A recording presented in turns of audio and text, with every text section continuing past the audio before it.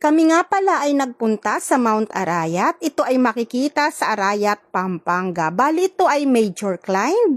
Ang kanyang trail class ay 1 to 4. Ang entry point namin ay sa barangay San Juan, Banyo.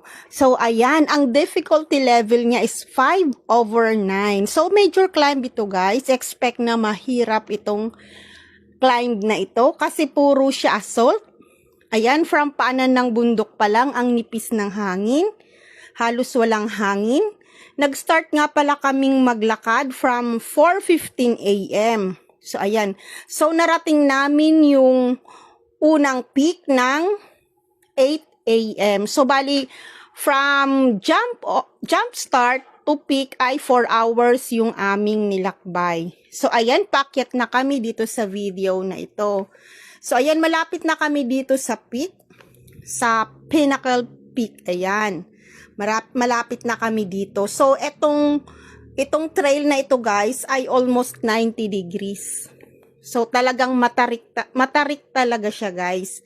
Kami ay humahawak sa mga bato, sa mga roots at puno. So, ayan ang view.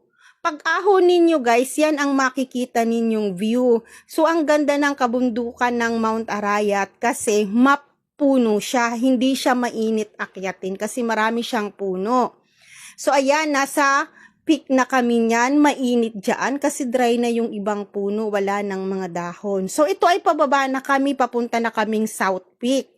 So, dito, mas mahirap yung aming pagdaraanan kasi ito yung tinatawag nilang monkey trail. Bakit monkey trail? Kasi kailangan mong maglambitin, kailangan mong buhatin yung sarili mo para ka makamove ka sa kabila. Ayan. Pero wag mag-alala kasi may mga lubid naman na pwede mong hawakan.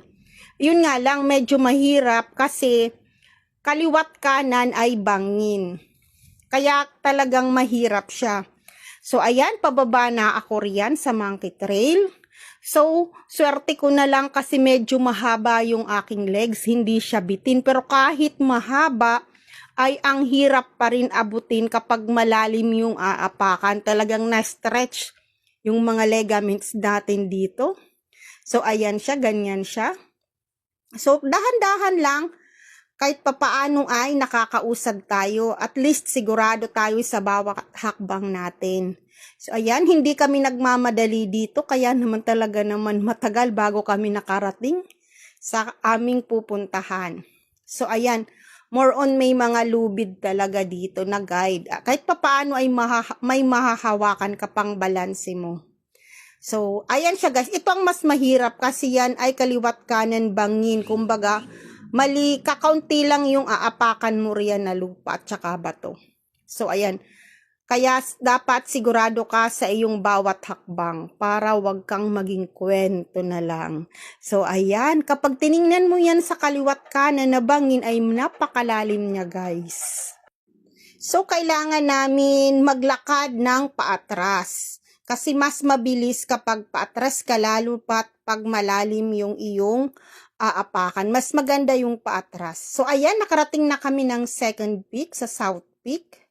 So, ayan, ang ganda rin ng view overlooking ulit at kitang-kita rin yung kabundukan na green na green. Ayan, doon sa parang bundok na iyon ay galing kami doon.